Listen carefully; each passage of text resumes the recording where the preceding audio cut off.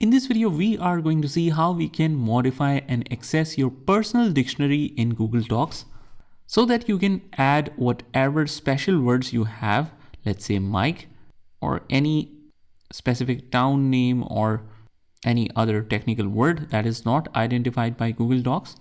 Here's what you can do. First of all, just click on the Tools tab and select Spelling and Grammar and use the personal dictionary from here. Just click on that and you can add a new word. Let's say Mike. Click on Add. Similarly, let's say any name like Andrew. So these are all the custom words that you do not want the Google Docs to highlight, especially as a spelling mistake. So you just add it here. And if you want to delete it, you can use remove or recycle bin to remove it completely.